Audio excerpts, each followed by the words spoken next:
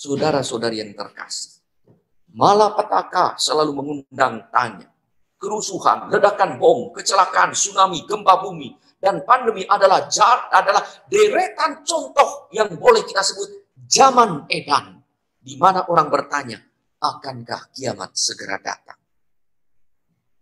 Promosi hiburan yang menawarkan kenikmatan badan, investasi besar-besaran yang menjanjikan masa depan, dan kelimpahan materi yang menggiurkan banyak orang tampil sebagai Mesias palsu yang hendak menyingkirkan agama dan mengesampingkan iman sebagaimana Yesus katakan dalam Injil kemarin. Hati-hati, akan ada banyak orang mengaku Mesias. Di sini aku, di sini kamu. Maka segala malapetaka itu menimbulkan pertanyaan, sudahkah kiamat berada di ambang pintu? Bagaimana orang yang setia dalam iman pada Allah dan teguh dalam komitmen sebagai anak Tuhan? Saudara-saudari yang terkasih, kejadian-kejadian ini kiranya menyadarkan kita akan kerapuhan raga, keusangan harta, kelemahan kuasa duniawi, serta ketidakabadian hidup di dunia, hingga kita mengarahkan diri kepada Allah sumber keabadian. Allah begitu mencintai kita. Ia tidak akan membiarkan kita binasa. Tetapi bisa jadi, Ia mengizinkan sesuatu yang buruk terjadi untuk mengingatkan kita kembali, untuk segera kembali kepada Allah. Pada saat roh kita padam, mintalah kepada Tuhan agar Roh Kudus itu dicurahkan hingga kita kembali kepada Allah. Ingat kisah Ayub. Malapetaka yang dialami Ayub bukan kehendak Allah, tetapi iblis yang tidak senang manusia sejahtera dan bahagia, apalagi ia setia kepada Tuhan, maka diganggu oleh iblis.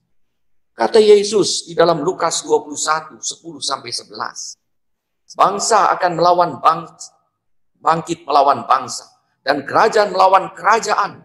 Dan akan terjadi gempa bumi yang dahsyat, dan di berbagai tempat akan ada penyakit, sampar, dan kelaparan. Dan akan terjadi juga hal-hal yang mengejutkan dan tanda-tanda yang dahsyat dari langit. Itulah tanda-tanda yang mengingatkan kita untuk eling, untuk sadar di zaman edan ini. Cliff Staples Lewis, seorang penulis dan teolog Inggris, berkata, Tuhan berbisik kepada kita dalam kesenangan-kesenangan yang kita alami. Tetapi ia berbicara melalui hati nurani kita. Mana yang baik, mana yang buruk. Kalau kita tidak mendengarkan, Tuhan akan berteriak dalam peristiwa-peristiwa negatif, kesakitan, malapetaka yang kita alami. Peristiwa-peristiwa yang tadi disebutkan oleh Yesus, gempa bumi dan penyakit sampar, malapetaka lain-lain, itu adalah megafon Allah untuk membangkitkan dunia yang tuli, yang telah dan buta telah menyingkirkan Allah.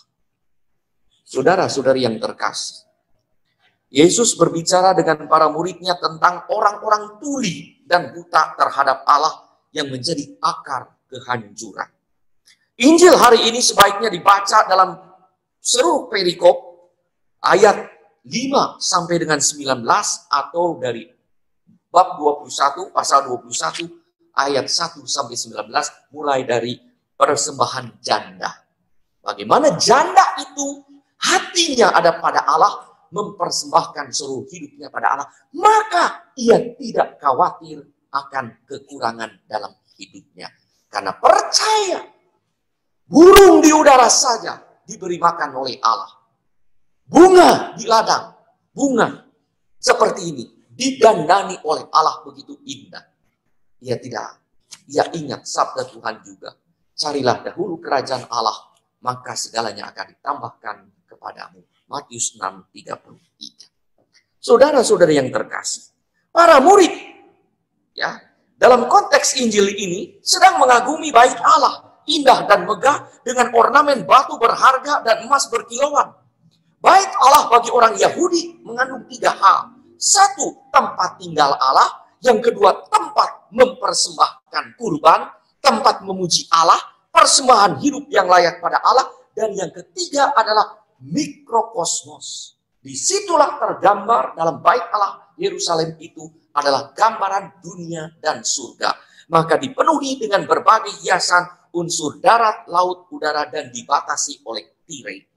Tirai itu adalah batas surga dan dunia. Maka di balik tirai itu hanya para kudus, yaitu imam yang boleh masuk, dan di sanalah bertahta Allah. Kalau ingat saudara-saudari, tirai ini terkoyak pada saat Yesus menghembuskan nafas di kayu salib. Ke dalam tanganmu kuserahkan nyawaku. Tirai bait Allah terbelah 2. Itulah saat surga terbuka lewat wafat Yesus yang disusul oleh kebangkitan. Bait Allah kedua yang selesai dibangun pada zaman Herodes Agung ini, yang pertama bait Allah yang dibangun oleh Daud dan yang diselesaikan oleh Salomo, itu dihancurkan oleh Raja Babilonia Nebukadnezar pada tahun 658. Dan yang sekarang dibicarakan oleh Yesus itu adalah bait Allah yang sudah direnovasi pada zaman Herodes Agung. Untuk menaruh simpati pada orang-orang Yahudi, dibangunkanlah bait Allah yang sama, yang megah luar biasa. Batu yang berharga, emas dan lain sebagainya. Tetapi sayang, sebagaimana diramalkan, dikatakan dalam Lukas 19:40, ya, sudahkah menjadi sarang penyamun? Rumah Allah sudah menjadi sarang penyamun. Ya. Ada tertulis, rumahku adalah rumah doa, tetapi kamu menjadikannya sarang penyamun. Dan itu juga diingatkan oleh Yeremia 7 dan 11. Sudahkah menjadi sarang penyamun di matamu rumah yang atasnya namaku diserukan? Sang bait Allah sejati, yaitu Yesus, sebagaimana dikatakan oleh 1 Petrus 2:4, sebagai batu yang hidup, sebagai batu penjuru, malah dibuang.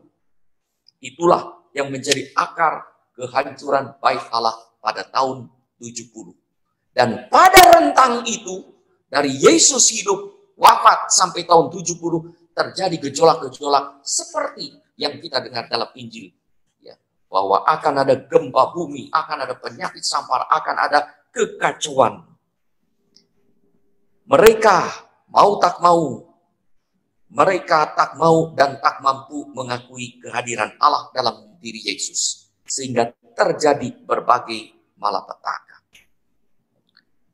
Maka para murid Kristus diminta untuk memberi kesaksian hidup sebagai bait Allah, tanda sakramental. Dalam 1 Korintus 3:16-17, tidak tahukah kamu bahwa kamu adalah bait Allah dan bahwa Roh Allah diam di dalam kamu? Bait Allah.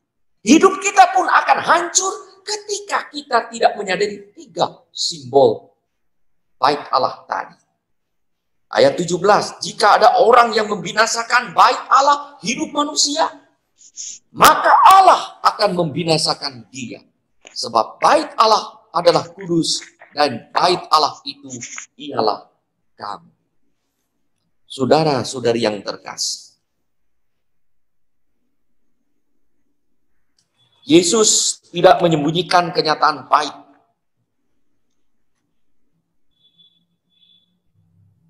yang mungkin terjadi karena mereka setia kepadanya. Yesus tidak memberikan ajaran kosong, ungkapan bombastis, pernyataan fantastis, tetapi memaparkan hakikat menjadi murid yang benar. Kenyataan dunia yang sesungguhnya, yang sekarang sedang edan, dan konsekuensi yang mungkin dialami oleh pengikut setia.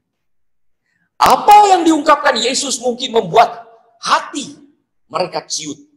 Tetapi Yesus memberi jaminan sejati bahwa kalau mereka setia, para murid, Allah akan menyertainya.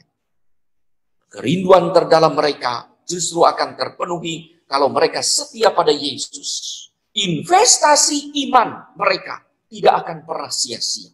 Mereka akan mendapat garansi pasti, yaitu keselamatan. Investasi iman bukanlah permainan spekulatif tanpa dasar, tetapi penyerahan diri total dan kepercayaan tulus karena iman dan harapan yang didasari oleh pengalaman kasih Allah kepada manusia. Maka saudara-saudari, mereka yang bijaksana, yaitu yang mendasarkan hidupnya di atas batu karang, akan bertahan. Dalam Matius 6, 24, 27 sangat jelas, setiap orang yang mendengarkan perkataanku ini dan melakukannya, ia sama dengan orang bijaksana yang mendirikan rumahnya di atas batu. Kemudian turunlah hujan, datanglah banjir, lalu angin melanda rumah itu, tetapi rumah itu tidak rubuh sebab didirikan di atas batu karang. Siapakah batu karang dalam perjanjian lama? Allah. Siapakah batu karang dalam perjanjian baru? Petrus. Gereja didirikan di atas Petrus, di atas dasar iman para rasul inilah kita hidup dan berkembang. Kalau kita mendasarkan hidup ini, apapun yang terjadi, maka kita akan kokoh kuat. Dan hari-hari ini pada saat masa pandemi, itulah ujiannya. Dan sedangkan orang yang bodoh yang mendirikan di atas pasir. Malapetaka apapun tak mungkin menggoyahkan para murid Kristus yang mempercayakan diri pada Allah dengan mendengarkan dan melaksanakan perintahnya. Itulah orang yang takut akan Allah. Orang yang mengasihi Allah dan takut kehilangan kasih Allah, pemilik surga dan pencipta dunia yang dapat memberikan keselamatan, kebahagiaan, dan kemuliaan sejati. Sebagaimana dikatakan dalam akhir bacaan pertama hari ini. Wahyu 15:4. Siapakah yang tidak takut, ya Tuhan, dan tidak memuliakan namamu? Sebab Engkau saja yang kudus, karena semua bangsa akan datang dan sujud menyembah Engkau, sebab telah nyata kebenaran dan penghakiman. Saudara-saudari yang terkasih, kita kadang mengalami hidup dalam zaman edan, seperti sekarang ini. Ya, situasi sudah kacau luar biasa ketika kita mengalami ada kebenaran yang diputarbalikkan. Tanda petik ajaran sesat dan nabi palsu bermunculan dengan bentuk hoax, hate speech, berita bohong, dan ujaran kebencian. Apa yang baik diputar balikan menjadi jahat, dan apa yang jahat justru diikuti dan dikagumi. Itulah pekerjaan iblis yang membuat hoax dan melakukan ujaran kebencian. Ingat, bagaimana ular memperdaya Hawa dan menjebloskan Adam ke dalam dosa karena berita bohong dan ujaran kebencian oleh ular. Kejadian 3, 1 dan sampai 24 bisa dibaca. Pada ayat 3, ular itu berkata kepada perempuan itu, tentulah Allah berfirman, semua pohon dalam taman itu jangan kau makan, buahnya bukan. Sudah dibalikkan. Maka perempuan itu berkata kepada ular, buah pohon-pohon dalam taman ini boleh kami makan. Tetapi tentang buah pohon yang ada di tengah-tengah taman Allah berfirman, jangan kamu makan atau raba buahnya, nanti kamu mati. Tetapi ular itu berkata kepada perempuan itu, hoaks berkembang terus. Sekali-kali kamu tidak akan mati. Tetapi Allah mengetahui bahwa pada waktu kamu memakannya, matamu akan terbuka dan kamu akan menjadi seperti Allah, tahu tentang yang baik dan yang jahat. Perempuan itu melihat bahwa buah pohon itu baik untuk dimakan dan sedap kelihatannya. Lagi pula pohon itu menarik dan memberi pengertian. Itulah iblis yang juga menggoda Ayub. Itulah iblis yang juga menggoda Yesus di padang gurun. Dan itulah juga iblis yang terus-menerus mengintai Yesus. Itulah iblis yang ada di dalam sahabat dan kerabat kita, dalam peristiwa-peristiwa, dalam hal-hal duniawi yang bagus luar biasa. Mengganggu kita dan mengajak kita, nggak apa-apa dikit-dikit. Nggak apa-apa coba-coba. Nggak apa-apa melanggar-melanggar sedikit. kamu akan mengalami apa sesungguhnya yang terjadi dalam hidupmu. Jadi, perbuatan-perbuatan moral diganggu. Enggak apa-apa, enggak apa-apa. Bohong kata orang, tidak ada yang tahu, tidak akan ada yang lihat. Ya. Berbagai kejahatan. Dan kalau kita setia, kita bisa disingkirkan. Kalau kita tetap jujur, kalau kita tetap bertahan dalam iman, kita bisa disingkirkan. Kita bisa dipojokkan. Kita bisa ditinggalkan. Karena kita setia kepada. Menyaksikan banyak pihak yang menawarkan diri sebagai pemuas zaman, tampil sebagai Mesias, maka Yesus berkata pada ayat 8, Lukas 21:8, bacaan kemarin, jawabnya, waspadalah supaya kamu jangan disesatkan, sebab banyak orang akan datang dengan memakai namaku dan berkata, akulah dia. Berapa banyak yang menawarkan diri sebagai penyelamat dunia kepada kita. Kalau kamu ambil ini, kamu akan selamat. Bapak ambil ini, Bapak akan selamat. Ibu melakukan ini, ibu akan bahagia. Nyatanya, kalau itu tidak dijalankan dalam nama Tuhan, karena kehendak Tuhan, apa yang akan terjadi? Bukan untung, akhirnya buntung.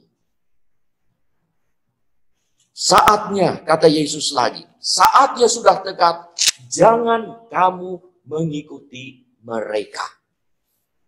Seperti ular yang memperdaya Hawa, kelakuan oknum tokoh bangsa dan agama yang tak masuk akal dan menggelisahkan, pandemi COVID-19 yang merajalela, kita pun bertanya, mau apa jadinya dengan hidup kita? Injil hari ini, saudara-saudari, mengingatkan kita untuk bertahan dalam iman pada Yesus, setia pada komitmen pada gereja, dan solider dalam persoalan kemanusiaan yang bergejolak di tengah umat dan masyarakat. Kesulitan mungkin akan dijumpai, kesusahan akan dialami, atau tapi kekuatan ilahi akan selalu menyertai dan keselamatan akan dijumpai. Itulah saat dan kesempatan murid-murid untuk bersaksi sebagai murid-murid Tuhan. Lukas 12, 21, 13 hari ini. Hal ini akan menjadi kesempatan bagimu untuk bersaksi. Saudara-saudari yang terkasih, ada karena kesetiaan orang mengikuti Tuhan.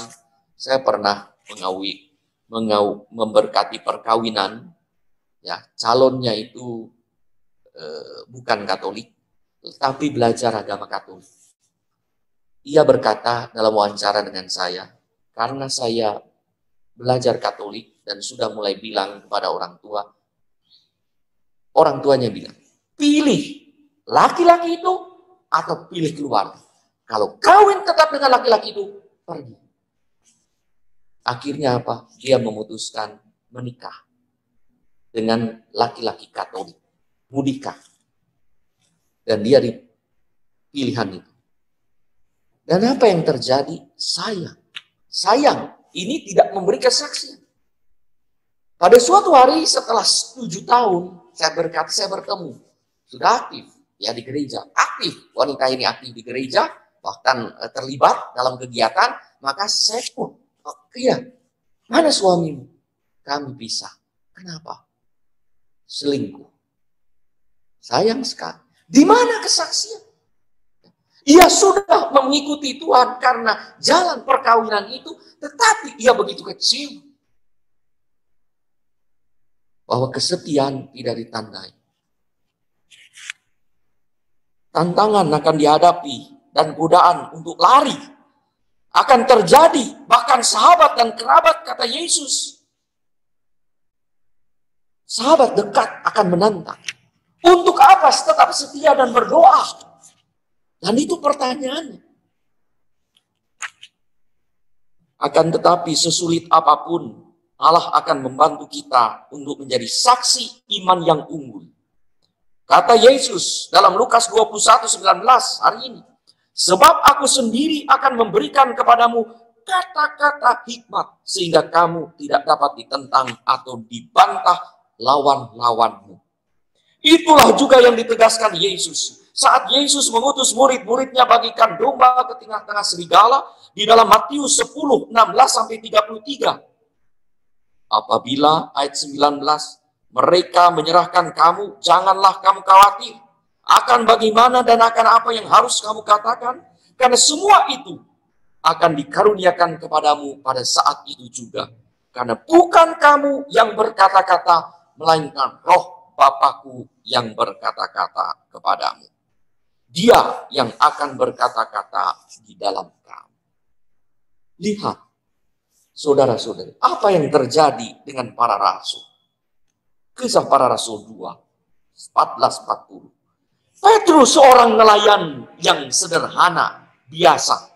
Setelah turunnya Roh Kudus atas para rasul, ia berkhotbah dengan kuasa Roh Kudus.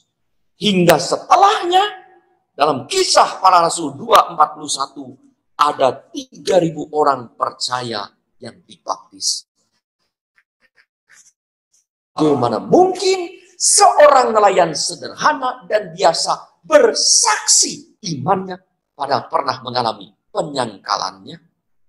Karena kuasa Roh Kudus yang luar biasa, hari itu Tuhan menambah 3.000 orang yang percaya dan menjadi pengikut Kristus, yang menjadi cikal bakal gereja yang akhirnya menjadi kita semua saat ini. Saudara-saudari yang terkasih, investasi iman kita pada Allah tidak akan pernah sia-sia.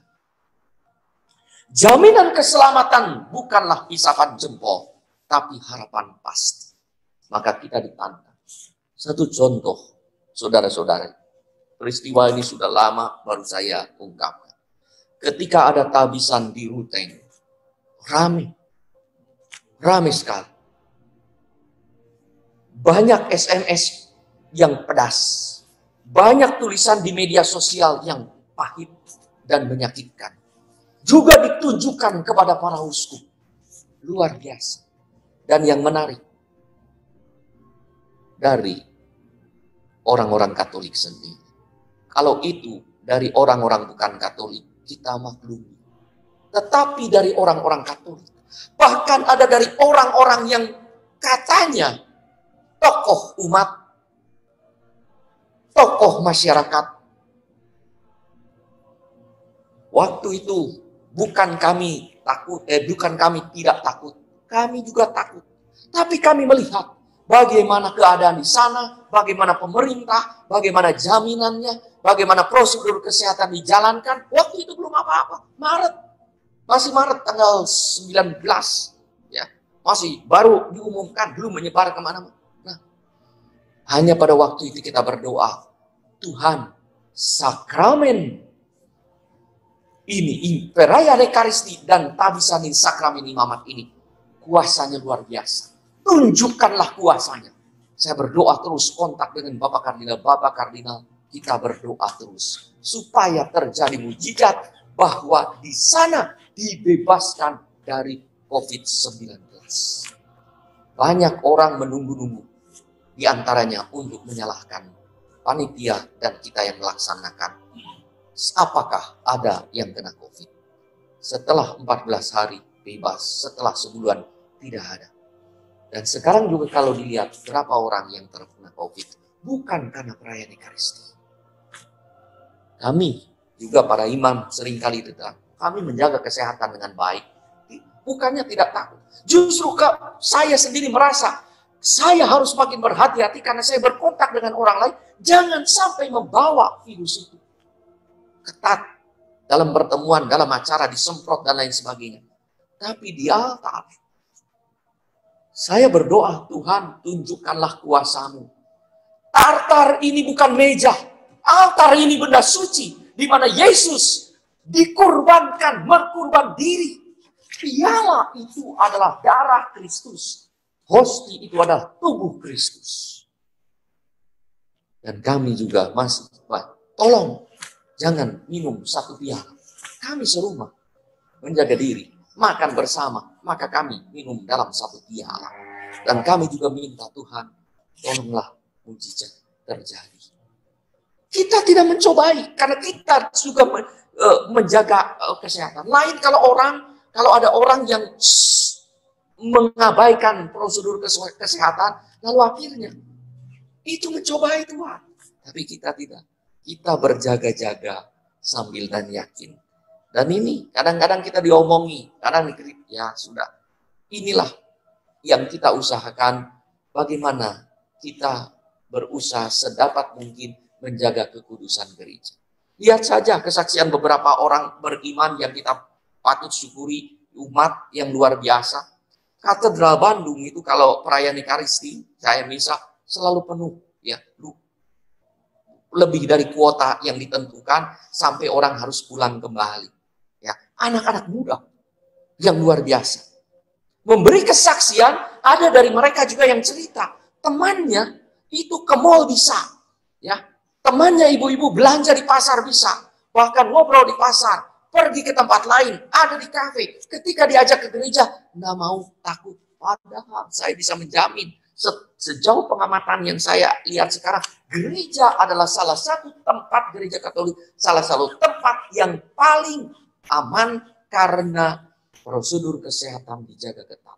Setidaknya itu yang saya alami di mana saya berada di gereja-gereja di tempat saya. Saya tanya dulu kalau ada apa-apa. Kesaksian iman, saudara-saudari yang terkasih.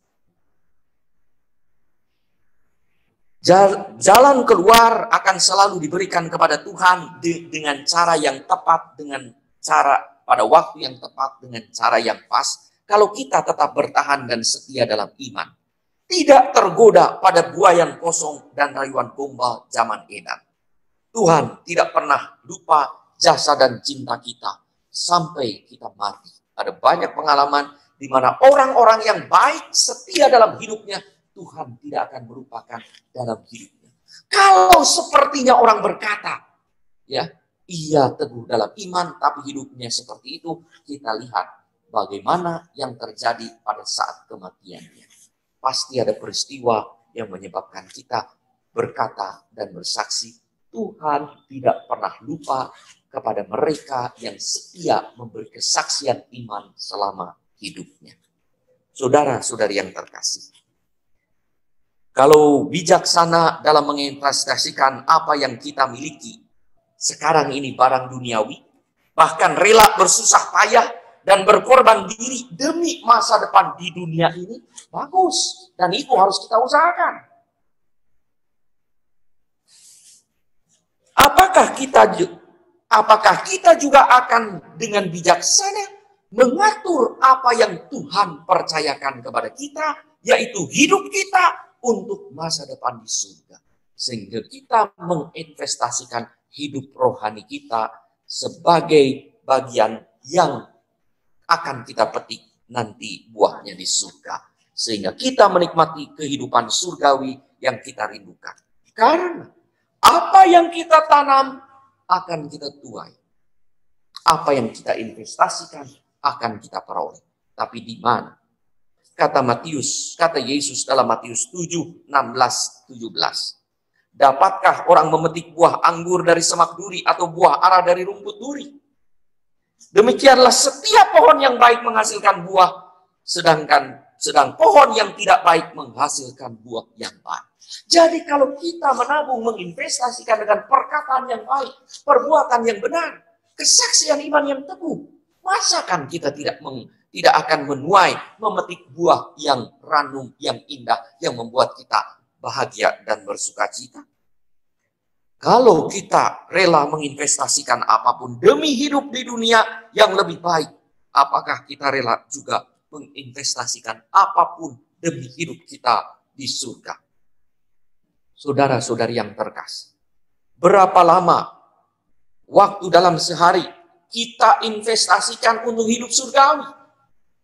Untuk Tuhan, untuk memberi kesaksian iman kebaikan Tuhan pada kita. Misalnya, berapa lama kita membaca kitab suci, Ekaristi, Rosario, meditasi, dan devosi lain. Kalau kita sudah menginvestasikan hidup surgawi sebaik mungkin, apapun yang terjadi, kita siap dan tegak menghadapinya. Maka Paulus menasihati kita, jangan pernah padamkan roh. Kalau padam, mintalah di-charger baterainya, roh, baterai hidup kita oleh rohnya. Apa yang kita laksanakan hari ini, perayaan Ekaristi syukur, dengan renungan sabda ini adalah bagaikan spiritual charger. Charger rohani kita, supaya roh kita tidak padam. Seperti kata Paulus, jangan padamkan roh. Ketika roh itu padam, maka engkau tak berani lagi bersaksi. Kita tidak mungkin lagi memberi kesaksian, mempunyai keberanian untuk berkata dan berbuat yang benar. Semoga kita bertahan hingga kita dapat bertahan, bukan hanya sebagai orang Kristen, tetapi juga menjadi saksi Kristus yang sejati. Akhirnya kata Yesus seperti penutup Injil hari ini, kalau kamu tetap bertahan, kamu akan memperoleh hidup.